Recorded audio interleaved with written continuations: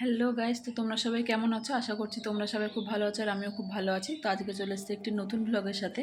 তো আজকে হলো আমাদের অ্যানিভার্সারি, 5 বছরের অ্যানিভার্সারি হবে। তো সেরকম কিছু করব না, আমার বাপের বাড়ি থেকে আমাদের বাড়ির সবাইকে নেমন্তন্ন করেছে, তো সেখানেই সবাই মিলে যাব।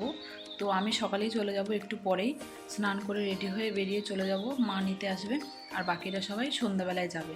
তো চলো একেবারে রেডি হয়ে বেরিয়ে তারপর তোমাদের সাথে দেখা হচ্ছে।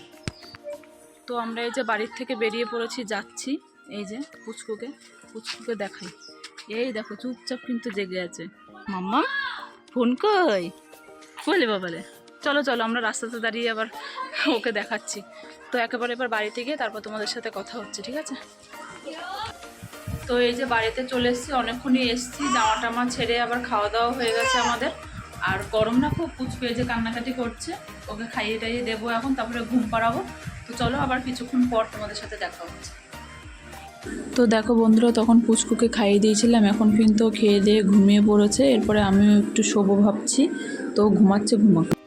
তো বন্ধুরা, তখন তো তোমাদের বললাম যে আমাদের খাওয়া দাওয়া দুপুরে হয়েই গেছে, আর পুচকুকে ওদিকে দেখলে ঘুম পাড়িয়ে দিয়েছি।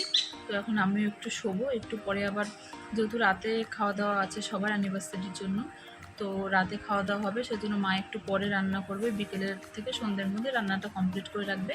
তো তখন আমি তোমাদের সাথে আবার শেয়ার করবো। এখন আমিও একটু ঘুমাই, যেহেতু এখন দুপুর। তো চলো তোমাদের সাথে আবার পরে দেখা হচ্ছে। হাই বন্ধুরা, তো অনেকক্ষণই ঘুমালাম, তো এখন ঘুম থেকে উঠে দেখি বিকেল 5টা বেজে গেছে, মা ওদিকে রান্নাবান্নাও শুরু করে দিয়েছে। তো চলো তোমাদের সাথে শেয়ার করি কী কী রান্নাবান্না হচ্ছে। তো আমাদের মেনুতে যেহেতু ফ্রাইড রাইস হবে, এর জন্য এখানে চালটা আগের থেকেই ভিজিয়ে রেখেছে, কিছুক্ষণ আগে ভিজিয়ে রাখতে হয়। তারপরে এখানে ক্যাপসিকাম, পেঁয়াজ সব কেটে রেখেছে কুচি করে, আর এদিকে গাজর আর বিনস সব কেটে রেখেছে। আর এখানে কিন্তু জল গরম হতে বসিয়ে দিয়েছে, আর এদিকে মাংসটাও প্রায় কষছে, আর একটু পরে কিন্তু হয়ে যাবে। তো আমাদের আজকে মেনুতে আছে ফ্রাইড রাইস, মাংস, তারপরে হচ্ছে দই, মিষ্টি, পাঁপড়, চাটনি এসব। আর এই যে কাজু বাদাম আর কিশমিশটাও দেখিয়ে দিলাম ফ্রাইড রাইসের।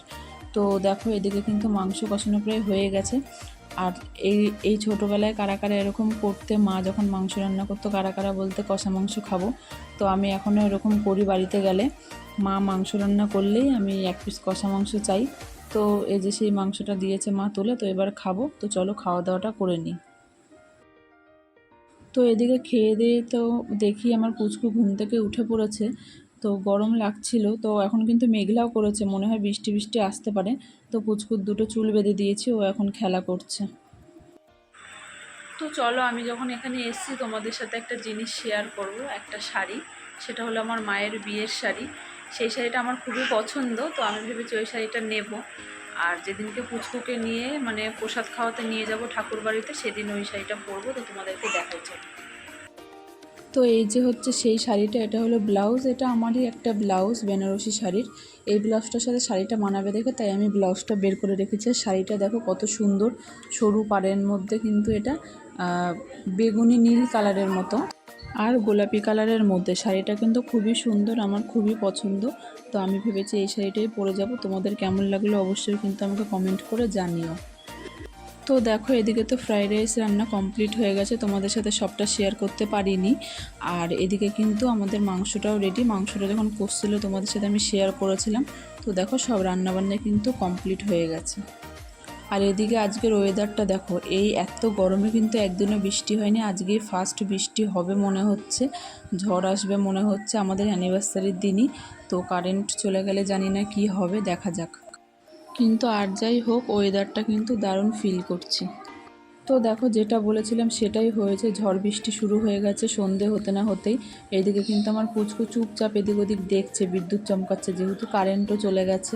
তো চার্জার লাইট জ্বালিয়ে কোনো রকম খাওয়া দাওয়াটা করা হবে, দেখা যাক কি হয়। চারিদিক কত অন্ধকার দেখো, আর আমার পুচকু কিন্তু চুপ করে রয়েছে।